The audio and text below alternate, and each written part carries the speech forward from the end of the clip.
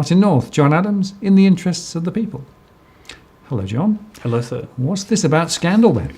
Well, we have to be very careful about this, but I did receive a phone call from a source, someone who's aware of us.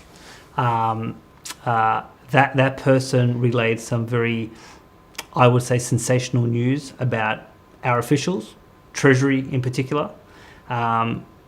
What we can say is that in the last few months, Australian Treasury officials have been roaming around Europe in meetings with public officials, private sector professionals about how to resolve financial systemic issues, issues with banks, toxic mortgages.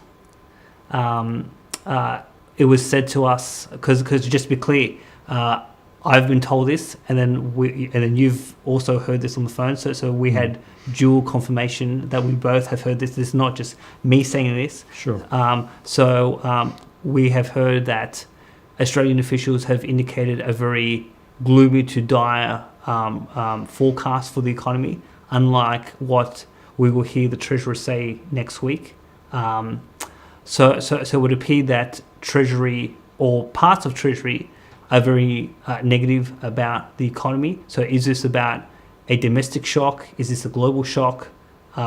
We don't know exactly why they... Well, we know I'm negative, you're negative, so we know why to be negative, but what's the precise rationale of Treasury?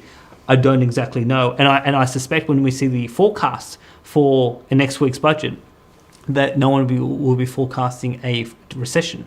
So there'll be a very positive presentation in next week's budget.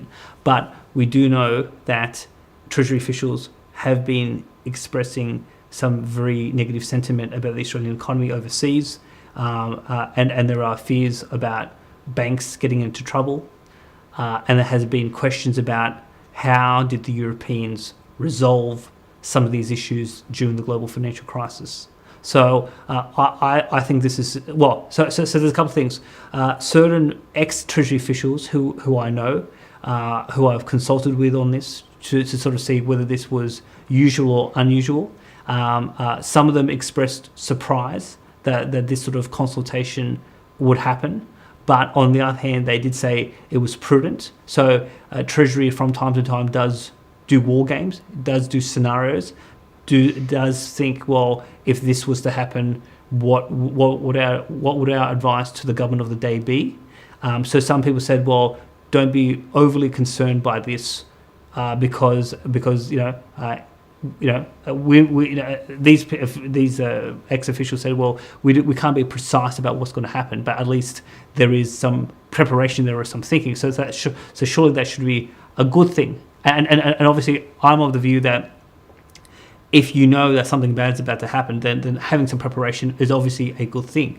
But my big issue is that in the last 2 years, 3 years, a whole host of Australians have signed up to debt, mortgages, very high mortgages, particularly when the market was at the peak in 2017, on the proviso that the government, the Reserve Bank, APRA, the media, the banks, all said everything was fine, rose the economy.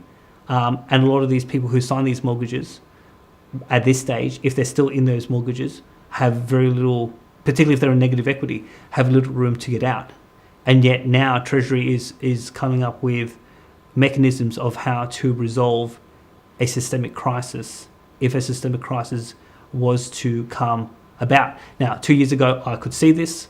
I applied for a role in Treasury as an economist with a very specific cover letter to say a crisis is coming. I wish to help the Australian people. That's all that I want to do. I'm here to offer my services as a public servant. Did not get an interview. And yet now, from the source that we have, Treasury is having covert meetings in Europe, trying to figure out what they do when they could have, when this situation really didn't have to get to the stage that it is right now.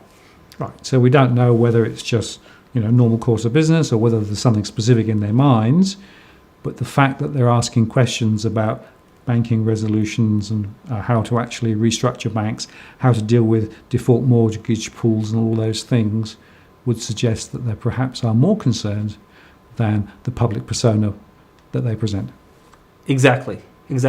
And again, when the global financial crisis happened and people in Europe and people in North America lost everything, the bankers didn't see justice, the officials didn't see justice. There's a big concern in certain circles in this country that if we have a systemic crisis, our officials won't see justice, our banks won't see justice, and yet those who suffer severe financial loss and the social cost that comes with that financial loss, they bear all the burden and responsibility because they sign the mortgage documents, and yet the people who are responsible for the stewardship of the economy basically will seek to avoid any form of responsibility, and that to me doesn't seem fair when you think of this situation didn't have to come about. John, thank you very much. Thank you. Martin North, John Adams. In the interests of the people.